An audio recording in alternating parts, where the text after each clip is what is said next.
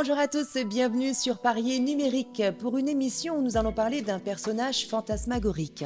Que ce soit par voie marine, terrienne ou même aérienne, Sa Majesté Vaval crée l'émulation chaque année. Il arrive avec vraiment une surprise, un mystère et nous allons justement pouvoir en savoir plus sur ce personnage avec notre invité. Aujourd'hui, nous avons le plaisir de recevoir Monsieur Armand Hidder, président de la Maison des associations, mais pas que.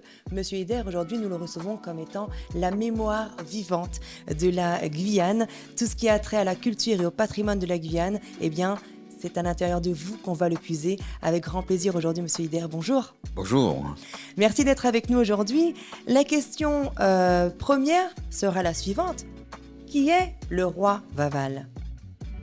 Eh bien, la terminologie roi n'est pas très utilisée par les Guyanais dans la culture, mais j'ai retrouvé une page de la feuille de la Guyane de 1903 qui mettait justement en lumière Sa Majesté le roi Vaval, qui arrivait secrètement la nuit du 31 décembre.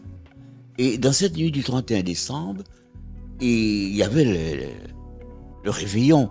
Et les grandes associations avaient toujours une grande table et une soirée musicale. Et au cours de cette soirée musicale, les membres choisissaient un temps, un moment, et c'était entre 23h et minuit, avant les vœux, pour faire une cérémonie toujours secrète de l'arrivée, de l'accueil de Sa Majesté Vaval. C'est lui qui allait prendre l'initiative à l'Épiphanie, le 6 janvier, pour l'ouverture du carnaval traditionnel guyanais de l'Épiphanie au mercredi des Cendres. Alors, est-ce que ça a toujours existé ainsi ? Est-ce qu'il a toujours été obligatoire, ou en tout cas de bon ton, d'avoir justement cette arrivée officielle de Sa Majesté le roi Vaval pour justement ouvrir officiellement les festivités carnavalesques ? C'est une création imaginaire et qui permettait de donner un peu plus de vie à l'événement. Hein, ça meublait en plus le programme. Et autour même de Sa Majesté, il y avait toute cette panoplie de costumes carnavaliers, de ceux qui l'accompagnaient, parce que c'était quand même un personnage important. C'est lui qui présidait un certain nombre de manifestations pendant toute la durée de ce carnaval guyanais. Je rappelle, presque le plus long du monde. Il démarre le premier dimanche de janvier et il finissait le mercredi des Cendres. Ça pouvait même durer 2 mois et demi. Donc voici un peu le travail, je peux l'appeler comme ça, qu'on demandait au roi Vaval. Alors vous avez dit 1903. Est-ce qu'avant cela, le carnaval n'existait pas ? Oui, en 1850, 1885, il y a eu des grandes manifestations carnavalesques. Et dès la libération des esclaves, la fête était nécessaire pour que les mages qui arrivent puissent meubler aussi la rencontre des familles, la rencontre des hommes et des femmes, puisque c'était un temps de fête. Il n'y avait pas de manifestation, je dirais, de grandes envergures, s'il n'y avait pas ces rois mages arrivés dans l'adoration de la crèche, de toute cette panoplie et d'événements qui se trouvent autour, après les cadeaux, après Noël, après tout ça. C'était la seule manifestation qui pouvait réunir à nouveau les familles. Et cette rencontre des familles joue un rôle important parce que cette galette des rois faisait aussi naître l'élection d'un roi ou d'une reine dans la famille, oui, qui redonnait le gâteau la semaine après. Et l'autre qui était élu roi dans la même semaine redonnait le gâteau la semaine après. Donc ça se faisait une répétition. Donc une intronisation hebdomadaire voilà, qui se passait. Donc on disait qu'ils sont toujours en fête ces gens-là, mais c'était pour maintenir les liens d'amitié les liens enfin la joie et en même temps les échanges entre les hommes et les femmes de cette époque. Et c'était nécessaire pour nous d'assurer la continuité. Alors vous avez fait référence justement à cette période post-esclavagiste justement où il était de bon ton aussi, hein, donc de se libérer aussi et de faire la fête. Est-ce la raison pour laquelle il est un peu souligné que Sa Majesté Vaval du coup vient effacer toutes les douleurs de l'année écoulée? Effacé, oui, mais on dit qu'il va renaître de ses cendres, parce que le mercredi des cendres, c'est aussi une grande manifestation. Les pleureuses, comme on a appelé les diablesses, viennent pour meubler ce feu qui va brûler notre majesté, et on a l'espérance d'un retour joyeux pour l'année prochaine. Donc il y a toujours ce sens-là, ce sens de la fête. Monsieur Armoïder, y a-t-il une relation entre Sa Majesté Vaval et les Touloulous?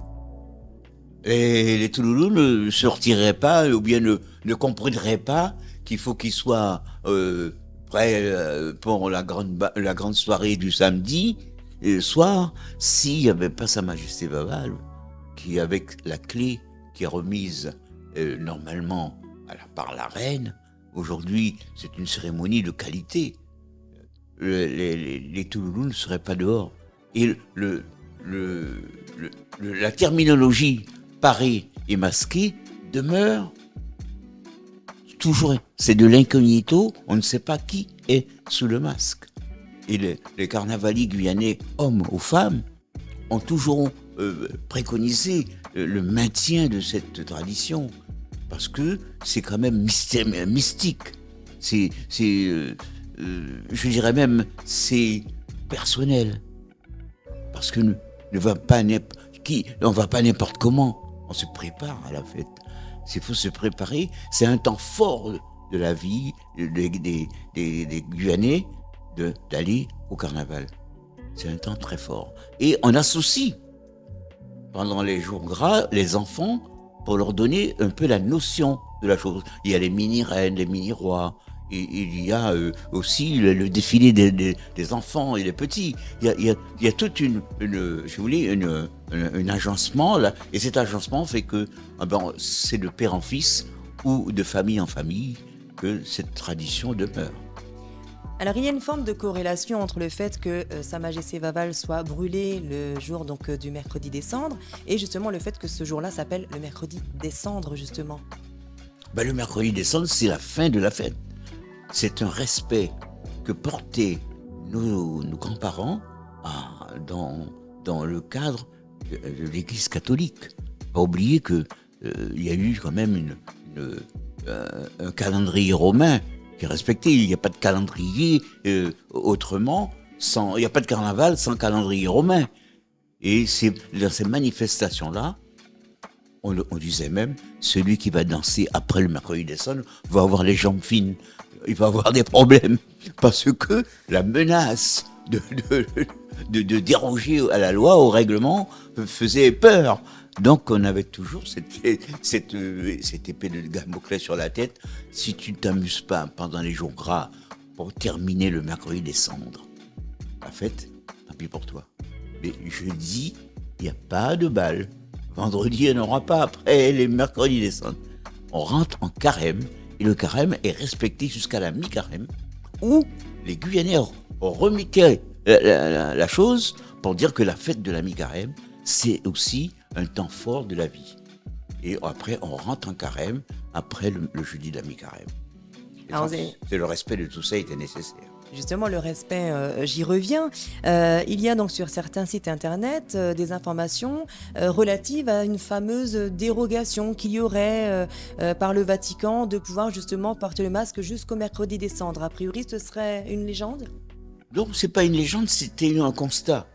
C'est un constat parce que il y a certains responsables religieux dans les Antilles-Guyane, Caraïbes même, parce que Trinidad, Barbade, Sainte-Lucie, et ainsi de suite, tout le monde fait le carnaval, est très très traditionnel.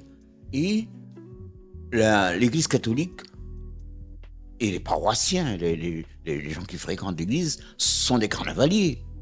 Alors le curé leur dit, mais pourquoi vous mettez le masque le mercredi? Pourquoi? Et vous venez prendre les cendres le matin. Donc, il y a une anomalie entre prendre les cendres le matin à 6h, 7h, et après, l'après-midi à 14h, vous trouvez dans les rues à défiler. Alors, certaines personnes disent qu'ils ne se masquent pas. Ce jour-là, ils mettent de la farine, ils mettent un maquillage autour du visage. Mais il y en a d'autres qui se maquillaient complètement. Et les pleureuses de Vaval, les pleureuses qui accompagnaient Sa Majesté au feu, eh ben, elles étaient masquées. Donc, il y avait un petit peu ça. Alors, la démarche a été faite par les différents responsables auprès des évêques et l'archevêque et le nonce apostolique qui siège normalement dans la Caraïbe et qui représente la papauté, a fait la démarche auprès du pape qui a autorisé le nonce à donner ce droit aux carnavaliers antillais-guyanais caraïbéens de prendre les cendres le vendredi. Mais hélas, les choses ont évolué et à l'époque où la chose se passe, c'était vraiment une grande manifestation, une manifestation de 4, 5, 6 000 personnes qui vont accompagner Vaval et qui vont brûler. C'était quand même important. Alors aujourd'hui, l'Église redit, puisque c'est le mercredi des cendres, vous allez presque plus mettre le masque, vous n'allez pas mettre le masque. Donc, vous prenez les cendres et ça ne gêne pas si, dans l'après-midi, on va brûler Vaval. Vous l'avez dit, Monsieur Armand Hiter, le carnaval de Guyane est le plus long du monde. Est-ce qu'il a été difficile de faire accepter, notamment par rapport à l'Église, le fait d'appeler Vaval Sa Majesté Vaval? Oui, Sa Majesté Vaval a fait une coulée de l'encre, parce que c'est une expression qui est réservée à un certain nombre de personnages de la vie. Oui, parce qu'on va dire Monseigneur. Oui, absolument. Et puis, dans les grands milieux, c'est une façon de respecter les classes. Mais le roi Vaval, de sa personnalité elle-même et de la mission qu'on veut lui donner nous, c'est-à-dire les carnavaliers, c'est que il est au-dessus de tout. Et sa mission, son costume, et sa présentation, ses prestations sont toujours des prestations honorifiques. Donc une symbolique très forte. Une symbolique très forte et respectée.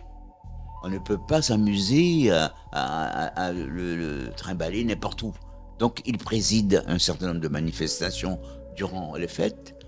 Il a sa place dans les grandes soirées et il a aussi, c'est un personnage que nous mettons en avant jusqu'au mercredi des cendres. Et finalement, ça a été un bras de fer qui a été relativement court, puisque finalement, aujourd'hui, on peut l'appeler quand même, malgré tout, Sa Majesté Vaval. Sa Majesté, le roi Vaval. C'est la population qui a tenu bon. Qui a tenu bon, et il est d'ailleurs porté et soutenu par l'ensemble des carnavaliers et des jeunes et des associations. Parce que c'est quand même, il est issu d'associations. Et le reste du monde, c'est-à-dire les autres organismes de la Caraïbe, par exemple, n'ont pas ce personnage.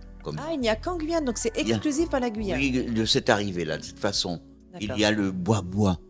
Il y a le bois-bois dans les Antilles, et qui est brûlé d'ailleurs aussi. Le bois-bois, c'est aussi un personnage d'une fabrication. Il est en tissu, il est vraiment... il n'y a pas ce roi qui marche dans les rues, qui préside. Ce cérémonial. Voilà, il n'y a pas. Non, nous, ça c'est autre chose. Alors, est-ce que vous pratiquez vous-même aujourd'hui, Monsieur Hiter, le carnaval?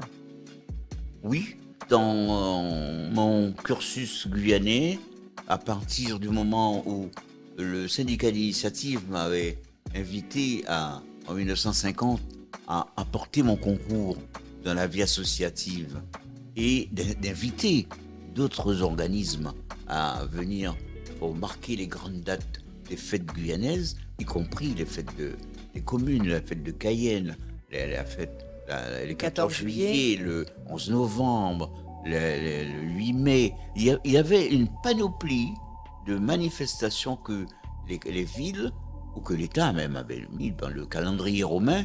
Nous avons toutes ces grandes manifestations-là, ces grandes dates, et on les respectait.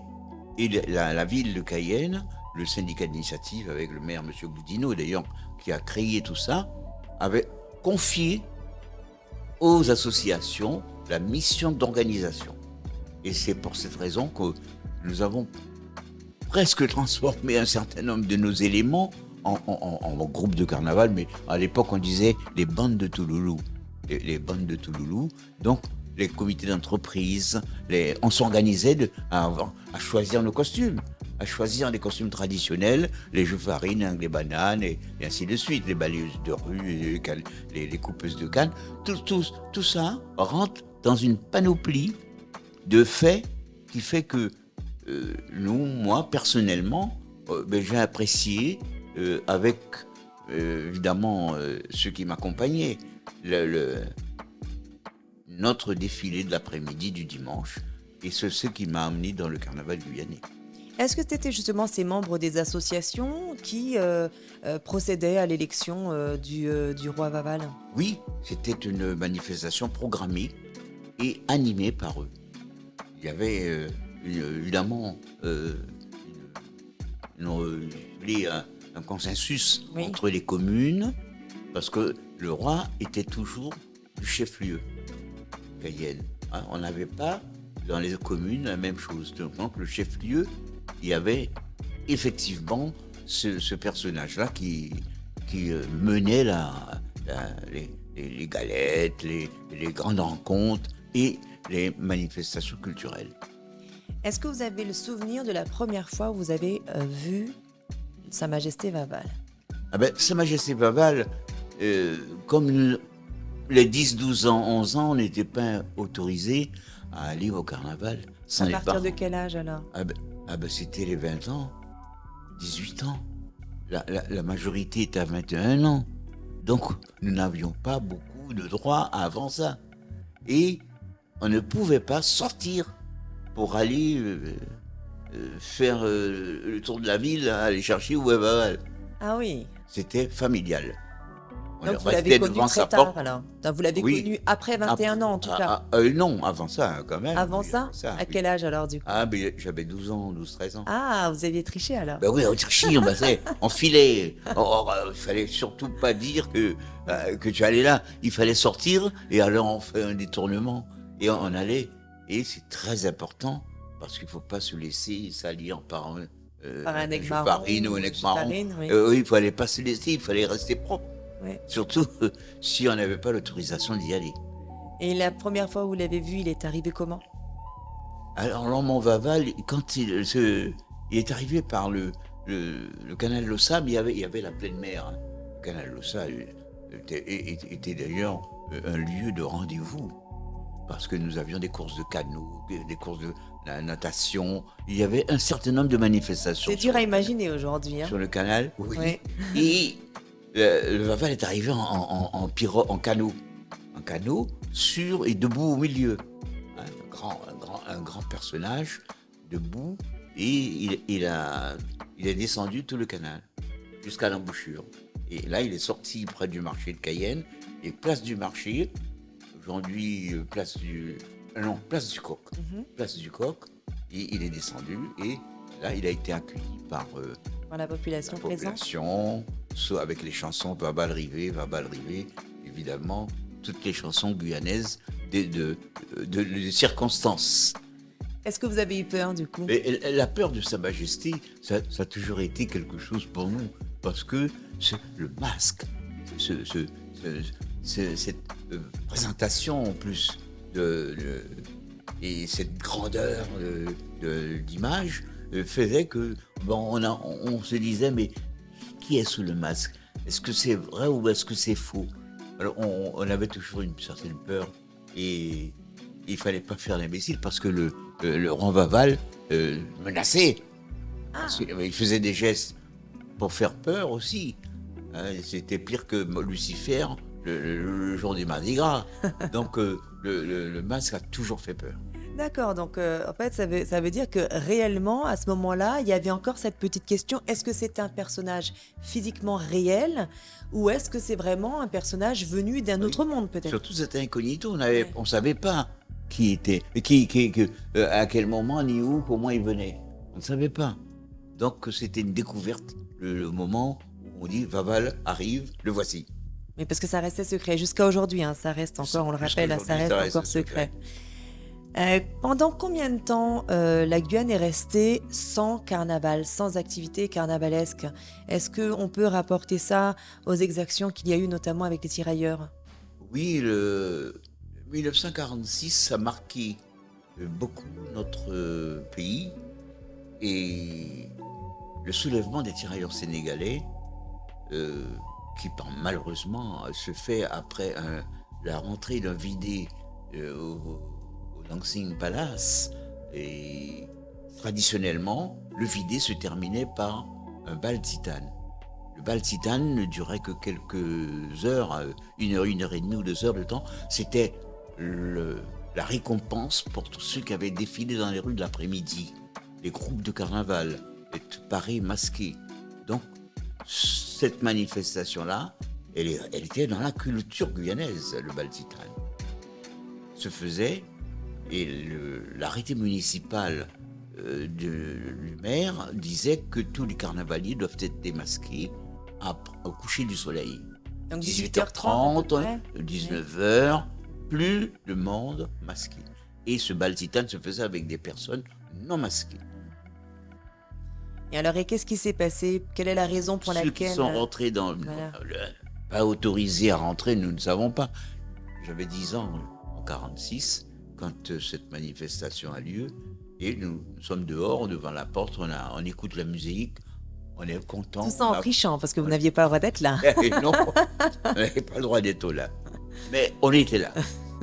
Et il se trouve que à l'intérieur, nous apprenons après qu'il y avait un touloulou qui restait masqué, qui était sous le masque.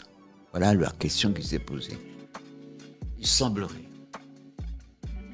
que ce touloulou avait été reconnu par son ami, son compagnon.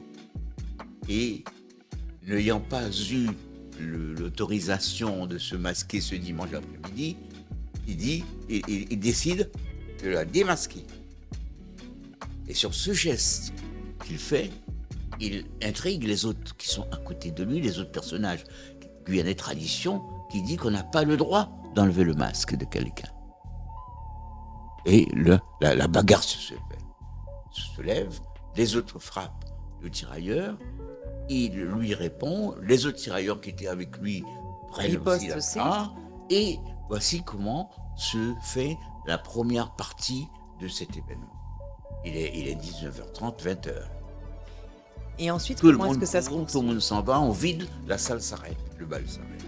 Et comment est-ce que ça se poursuit? Il y a ce d'autres soir-là même, représailles? non, ce soir-là même, aucune police n'intervient. C'est pas possible. Ah oui.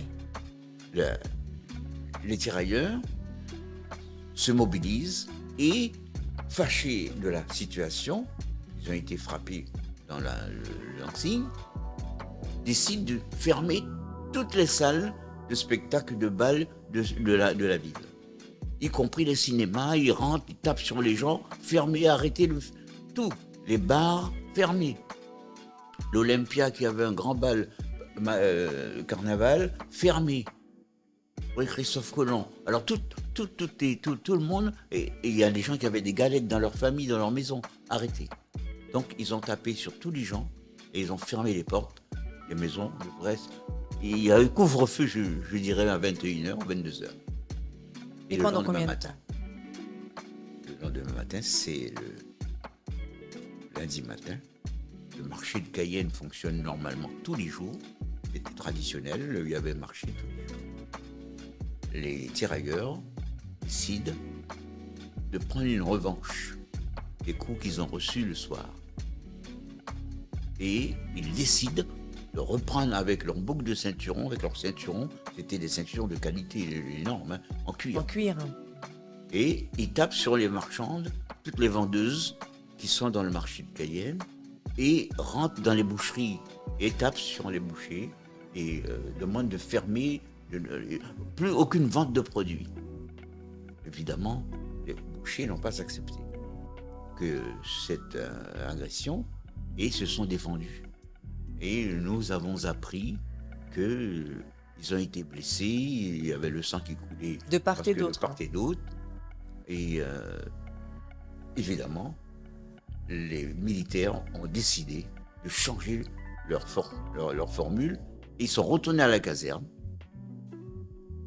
ont demandé aux gardiens du matériel, fusils et cartouches,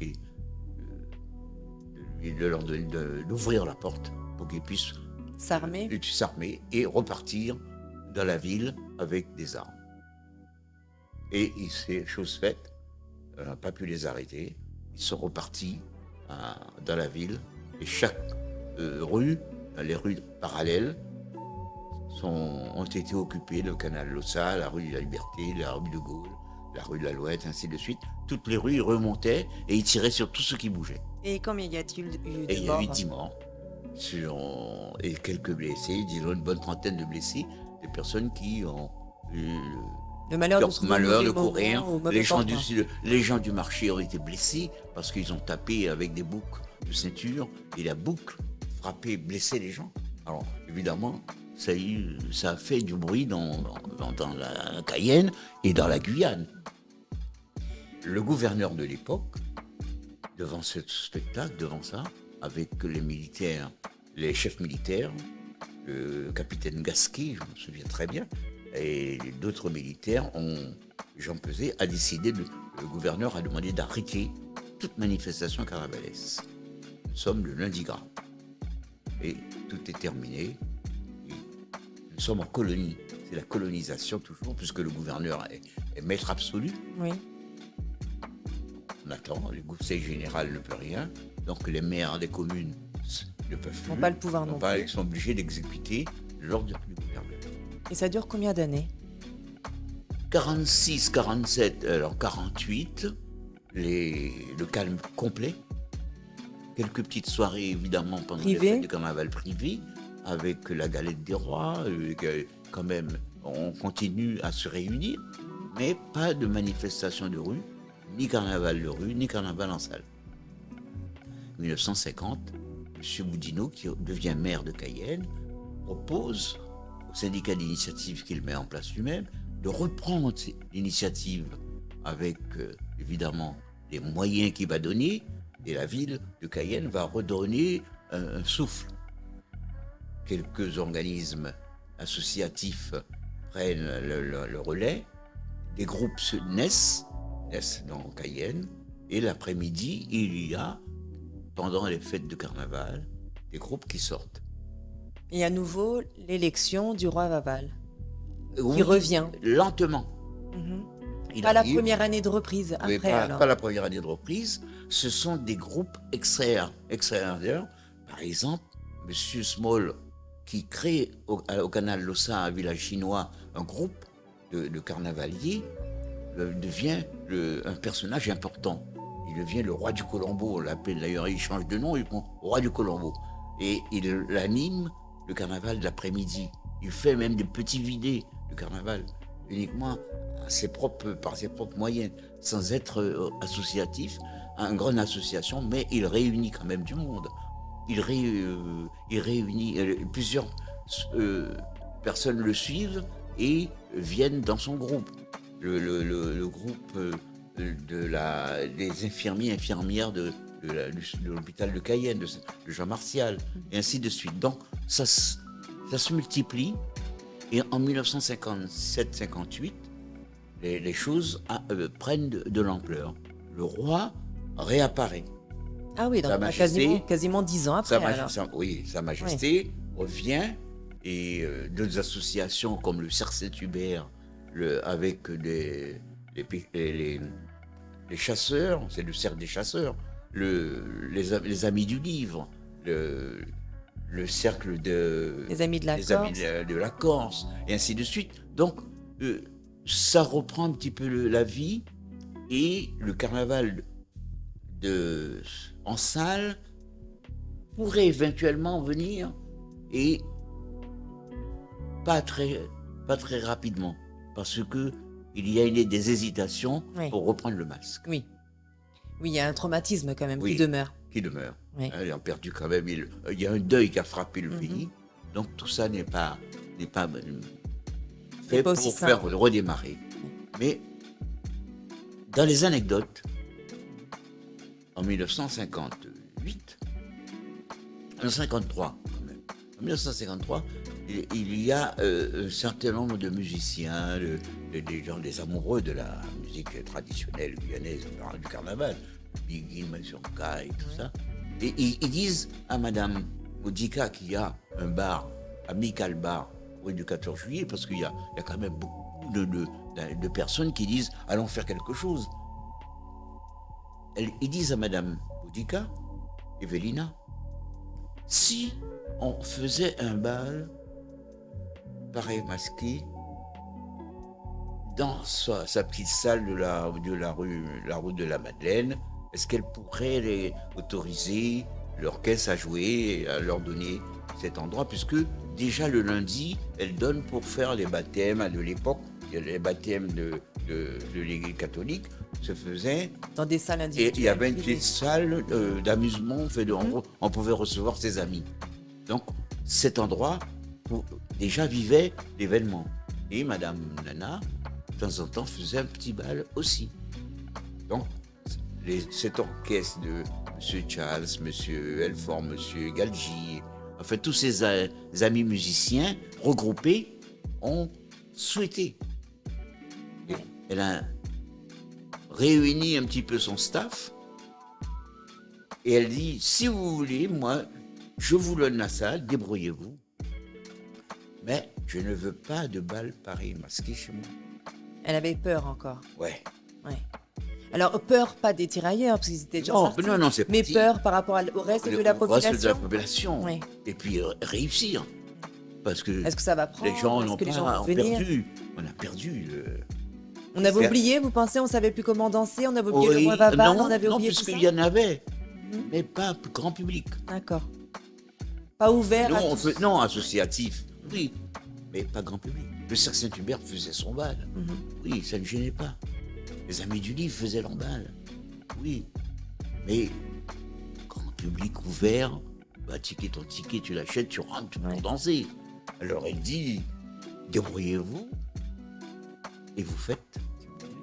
Et elle a marché cette soirée? Non. Les gens n'ont pas été, ils étaient encore frileux. Non. Alors, qu'est-ce qui se passe? Là, les chefs d'orchestre, enfin, la Galgi ou les autres, nous demandent de nous associer en syndicat d'initiative dans cette initiative-là. En disant, mais puisque vous avez des contacts extérieurs, est-ce que vous ne pouvez pas, puisque voici le bal, il est là, il a commencé, mais à 23h, on a arrêté de jouer. Puisqu'il a commencé à 20h, et il n'y a personne. Il n'y a personne, oui. Les quelques qui sont là, ils ne sont pas masqués. Alors, qu'est-ce qu'on peut faire? Ils ont recommencé 2 ou 3 fois. Et Madame Modica dit, moi je vous ai donné la salle, vous arrangez pour réussir. Et la 4e fois, ils nous ont demandé, on a proposé de payer 30 personnes, 30 dames masquées. Ils vont s'habiller, on va les habiller. Et on va leur demander d'aller Ah oui, démarrer le bal. quand même, hein? Et ces 30 dames acceptent de suivre le syndicat d'initiative de la Bulgarie, y compris les membres du syndicat d'initiative. Donc on était sur une petite cinquantaine, Uniquement. soixantaine de personnes au final, avec ces 30 personnes payées, plus Oui. les membres du syndicat d'initiative. Non, ce sont les membres du syndicat d'initiative. Ah, les 30 femmes Les- faisaient les- partie du qui syndicat. D'accord. oui, C'était on pas des choisit femmes à à part. l'intérieur. D'accord. On a pris des dames ailleurs aussi. D'accord, aussi. Une amie m'a tu viens, est-ce que voici ce qu'on veut faire? Mhm. Tu viens? Oui. Ben, Ah ouais. on va t'habiller, on va ceci. On fait. On reprend telle chose. Mais que des dames. Parce que Madame Modica a dit, je ne veux pas d'hommes Ah bon? habillés. Non, puisque le bal pareil masqué, c'était homme-femme. Quand les choses se sont produites en Exactement. 46. Mhm. Là, c'est uniquement les dames. Et c'est Madame Nana qui crée le bal pareil masqué, uniquement femme. Qu'on n'a jamais d'ailleurs porté en l'air. On n'a pas donné une médaille à Madame Modica pour ça. Mais c'est elle qui le fait, qui crée, qui dit, moi je veux. Et les musiciens sont tenus. Et nous avons suivi 60 personnes la troisième soirée, 100 personnes la quatrième soirée et 500 personnes la cinquième soirée. Voici le bal Paris masqué qui commence chez Nana, soleil levant. Voilà la naissance de ce bal. Merci beaucoup pour cette anecdote, parce que du coup, c'est vrai qu'on a du mal à imaginer, hein, là, aujourd'hui, en 2023, où le carnaval bat son plein depuis autant que ma mémoire puisse me ramener, où effectivement, les salles sont pleines, gorgées de personnes, et il n'y a aucun a priori à s'y rendre. Donc, c'est bien, parce que ça nous permet effectivement d'avoir ça en mémoire. Vous nous avez parlé donc du roi Vaval, mais est-ce que lui... On pourrait imaginer que de manière beaucoup plus formelle, il puisse avoir une épouse, la reine, Sa Majesté et Vaval. C'est possible que dans la, je dirais même dans la progression des choses, et puis dans les anecdotes supplémentaires qui pourraient venir meubler et organiser tout ça, qu'on ait un roi avec sa reine et qui circule dans l'ensemble du territoire. Parce qu'il y en a bien une qui est élue chaque année, Elle est soit élue au même rang, que par le exemple, lundi. que le On roi. l'avait laissée pour la fin du carnaval, la reine. Elle vient le lundi gras, ou le samedi gras, pardon, pour animer et être dans les grands concours, et sur le char de la mi-carême, par exemple, ou dans les grands concours le bal des enfants du lundi gras, le mardi gras, le grand bal en rouge et blanc, et ainsi de suite. Et le mercredi des Cendres, assister Au décès à la de son cérémonie. époux. Ouais. Mais justement, ils sont pas mariés, ils sont concubins. Ils sont concubins. C'est ça. Ils sont Alors, concubins. c'est un peu ça, parce qu'on ne brûle pas la reine. Ah ben oui, Non, il n'y a que le roi c'est ça. qui s'en va. C'est ça. Alors, le roi, la reine, le prince aussi. Oui, mais les princes, alors les communes ont dit, mais pourquoi pas nous? Et le prince d'Armire qui est L'Armire, arrivé. Armire, oui. Et après le prince de Saint-Laurent du Maroni qui est arrivé. Et il y a le prince de Kourou qui est arrivé. Et ainsi de suite. Donc les différentes communautés de vie ont choisi eux aussi de faire participer à la fête. C'est une programmation normale et qui fait que nous avons aujourd'hui des communes qui ont institutionnalisé l'arrivée des princes. Mais un seul. Roi Vaval. Une seule majesté. Ah oui, une seule Vaval, majesté. un seul. Et c'est chef, et c'est toujours au chef-lieu. C'est le chef-lieu. Et ça ne change pas. Ça change. Ça ne change pas. Alors, est-ce qu'il y a d'autres mystères autour de Sa Majesté que vous accepteriez de partager avec nous? D'autres choses qu'on ne sait pas? Par exemple, est-ce que le roi Vaval aurait, pourquoi pas, instauré un mode alimentaire pour traverser cette période de festivité assez physiquement Oui, parce que les Guyanais ont mis dans leur vie traditionnelle et dans leur comportement la traditionnelle, les traditions culinaires. Et le fait de rentrer en fait, de faire un certain nombre de choses, le corps humain subit.